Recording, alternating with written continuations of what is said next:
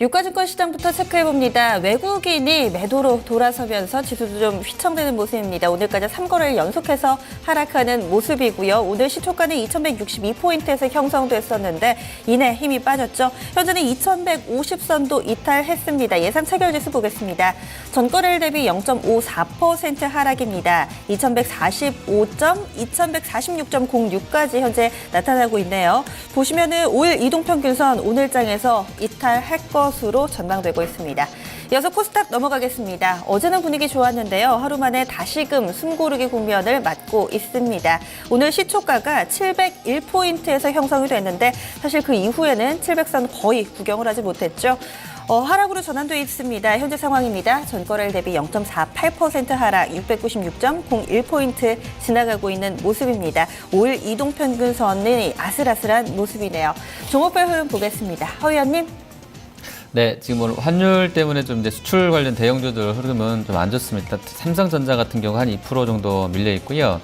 삼성 SDI랑 삼성전기도 2% 하락권입니다. 하이닉스는 흐름세가 그래도 양호한데요. 2.5%. 아무래도 이제 일본에 없는 쪽들은 좀 강하다 이렇게 좀 보시면 될 것 같네요. 그리고 자동차는 현대차, 기아차, 현대위아, 모비스 다 밀려나는데요. 기아차가 특히 한 3.4% 정도 어제의 상승분 대부분 좀 반납하는 흐름 나와 있습니다. 그리고 조선주가 오늘 상당히 흐름 좋은데요. 현대중공업이 이제 오늘 실적을 낼 텐데요. 기대감도 좀 있는 것 같고요. 한 5% 올라 있습니다. 현대미포 역시도 강한 흐름 나와 있습니다. 그리고 CJ 대한통운이 21만 1,000원 선까지 좋은 수급 좀 보여주고 있고요. 화학 섹터에서는 롯데케미칼 예상보다 좋은 실적 나왔습니다. 한 500억, 600억도 말을 했었기 때문에 1,700억대가 아주 서프라이즈한가 이 부분에 대해서는 좀 봐야 되겠습니다. 어쨌든 가이던스보다는 상당히 잘 나온 것 같아요. 오늘 한 2.5% 올라 있고요. 대한유화도 상승권역입니다. 금값, 특히 이제 은가격이 한 4% 반등 나오게 되면서 고려아연, 현대하이스코, 현대제철, 포스코 이 철강금속 쪽 흐름세 오늘 양호하게 전개되고 있습니다.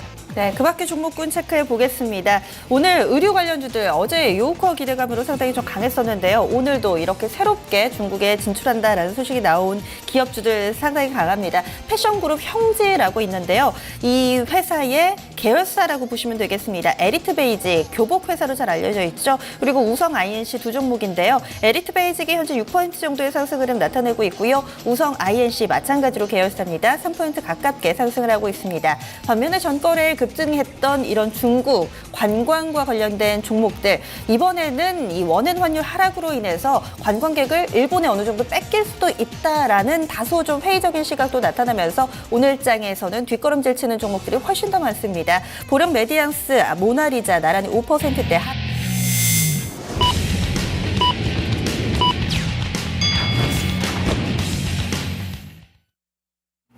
4월 28일 화요일 국내 증시 마감됐습니다. 하락 종목이 훨씬 더 많았고요. 지수도 파란불을 켰습니다. 다소 힘겨운 하루를 보내셨을 텐데요. 이런 가운데 우리 증시에 또 큰 영향을 미쳤던 재료 환율이었죠. 오늘 원달러 환율 마감 상황부터 체크해 보겠습니다.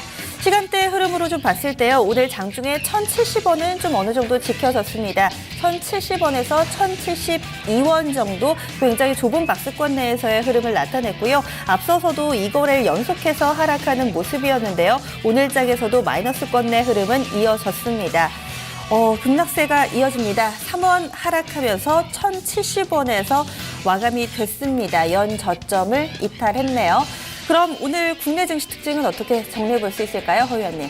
네, 일단 뭐 외국인이 지금 이게 며칠 만인지 모르겠어요. 한 보름 정도 된 것 같은데요. 거래소를 한 172억 팔았던 게 좀 눈에 띕니다. 그리고 선물 쪽에서는 하지만 한 5천 개도 샀던 부분이라서요. 좀 다른 수급 주체일 수 있다 생각을 좀 해보게 됩니다. 자, 그리고 이제 그 FOMC가 이제 들어가게 되면서 여기에 따른 경계감도 있었을 것 같고요. 피치가 일본 쪽을 신용등급을 건드리게 되면서 이제 환율 부분을 좀 더 트리거를 좀 냈던 상황인데요. 일단 원엔 환율이 저쪽으로 이제 아래쪽으로 세게 가고 있는데 FOMC 끝나고 나서 그 시점 전후로 해서 이제 또 엔달러라든지 원엔이 어떻게 좀 나오는지를 좀 보자는 쪽이 일단 있었던 것 같고요. 아마 환율 부분 놓고 외국인도 잠깐 좀 뭐 주춤한 그런 상황이다 좀 이렇게 보셔야 될 것 같습니다. 섹터별로는 역시 어제와 유사하게요. 현대차, 삼성전자 이런 쪽들 좀 안 좋았던 상황이고요. 나머지 뭐 음식료 쪽의 일부 종목군들 하고요. 철강 쪽 그리고 화학 섹터들 흐름 좋았습니다. 전체적으로는 큰 판으로는 그래도 좀 내수 쪽 원 강세 때 좀 수익이 좀 괜찮은 유지가 되는 섹터들이 좀 선전했다 이렇게 보셔야 될 것 같습니다. 네, 이어서 아시아 증시 흐름 보겠습니다. 혼조 양상이었습니다. 참 재미난 부분이요. 이 피치가 신용 등급을 하향 조정한 국가 바로 당사국 일본입니다.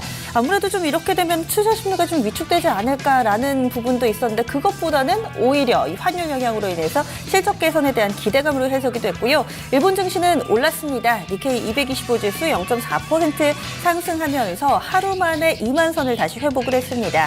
2만 58.95엔에 거래를 마치는 모습이었고요. 이어서 중국 증시도 보겠습니다. 중국 증시 상당히 좀 숨가쁘게 달려왔었죠. 어제도 자그마치 3%나 급등을 했는데요. 오늘 중국 증시는 숨고르기입니다. 0.81% 조정 양상 4,500선 이탈했습니다. 4,490.47포인트 지나가고 있습니다. 국내 증시 상황 시황센터에서 정리해드립니다.